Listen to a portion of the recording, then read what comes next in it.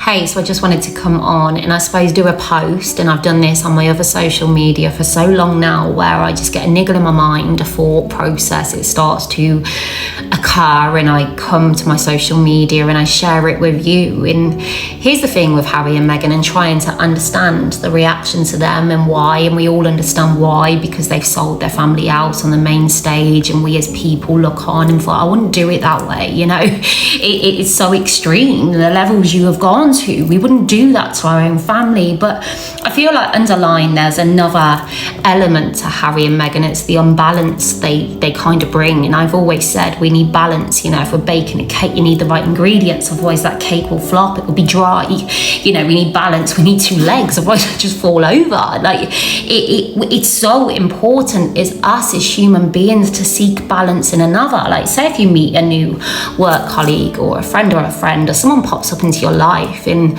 you sort of take them on your first glance, and you sort of subconsciously you start to analyze this person in front of you to try and understand against your own setup, your own foundations, of whether this person will become a threat, or if their actions and behaviors will marry up to yours, sometimes literally marry you.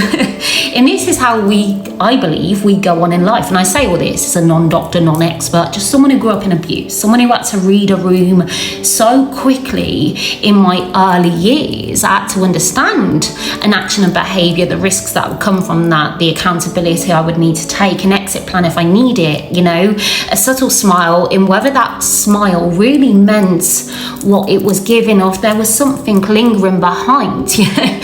This is what I done all my childhood, and I suppose the aftermath, this is what I call my page, because that hitchhiked into my adult life, and all that assessing and overthinking sort of, I found balance in who I am today, because I started to understand me for the first time in order to slowly start to save, because I couldn't carry on in the same way. I look around Harry and Meghan, so many people just don't like them. They can't relate to them, and naturally, because of everything they've done. But I sort of dig a bit deeper and I look past that. And you look at Harry and Meghan, and there's two extremes with them constantly. We either have the extreme victim played out, or the extreme abuser, which we've watched roll out. But also there's another layer, because we watch them in their elite circles. Again, this extreme on the other side, the Hollywood, the elite, the prince in the opulence he was born into, in the life she wanted, so extreme. And that I will say, because they chose to get away, to find free and find humble in the country. That's what we thought they were all doing. But again, we found them on our screens, placing themselves into the elite, you know.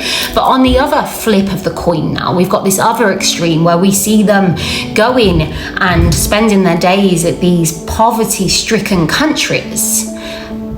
Immense poverty.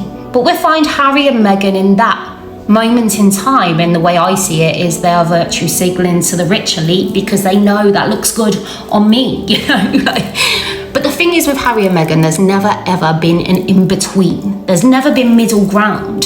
And if I take it back to when we meet a new person, you know, I feel like we individually as people, we tick in different ways, and when we meet someone, we try and find that common ground. We try and understand, you know, have they got the same sense of humour? Do they react the same way? Will they push someone to the extreme? Am I happy? Am I comfortable with that person? Are they a threat to me? And we need to find that stable in them to decide whether I need to walk away, or if I'm happy to build on this friendship with this person so I can learn and grow and have someone new in my life. This is how I see the world, and how we work as human beings, and how we all tick along, you know. But Harry and Meghan, because there's two extremes with everything they do, and there's no middle ground. There's no moment where we've seen them acknowledge, carry empathy, carry sympathy, take a little bit of accountability. All these human traits that we all have, we don't see it their way. We just see the victim, the abuser, the elite, the poverty. There's never a moment where we watch them reflect for a second, or think, that might have been me. Maybe I shouldn't have done it that way. Maybe me losing staff on a loop is a reflection on me. Maybe the people in the fact we got no family, there's none of that going on. So I think all these people just look on, taking away all the car crash TV they brought to our screens. We just can't find a stable within them, because we just go back to the extremes of what they do. And that makes us confused. That makes us feel threat. That makes us defense and repel away and go, no, I don't want to see you in my life because you're too unstable, because we never see you being that able, you know, and we watch them. We watch the two extremes and we watch them role play in the middle, the face they want the people to believe and see. But because there's never been any genuine movement in the middle, that just sits fake. It gives red flags. It puts us on a high alert, you know. Or maybe this is just me.